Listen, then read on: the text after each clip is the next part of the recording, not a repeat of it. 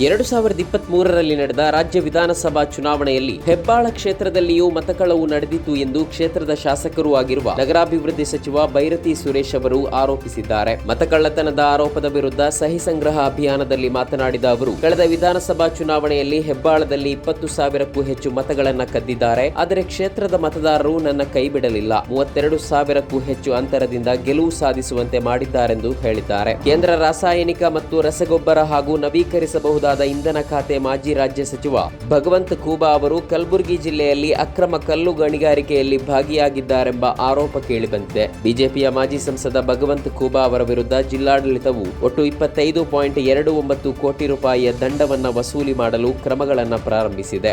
ಶಕ್ತಿ ಯೋಜನೆ London Book of World Records ನಿರ್ಮಿಸಿದ್ದು ಅಧಿಕೃತವಾಗಿ ಪ್ರಮಾಣ ಪತ್ರ ಸಿಕ್ಕಿದೆ. ಈ ಶಕ್ತಿ ಯೋಜನೆಯ ಮೂಲಕ ಮಹಿಳೆಯರು ಪಡೆದಿರುವ ಅತಿ ಹೆಚ್ಚು ಉಚಿತ ಬಸ್ ಪ್ರಯಾಣಗಳ ಸಂಖ್ಯೆ 564.10 ಕೋಟಿ ಎಂದು ದಾಖಲಾಗಿದೆ. ಈ ಸಾಧನೆಯನ್ನ ಗಮನಿಸಿ London Book of World records ಪ್ರಶಸ್ತಿ ನೀಡಿದೆ.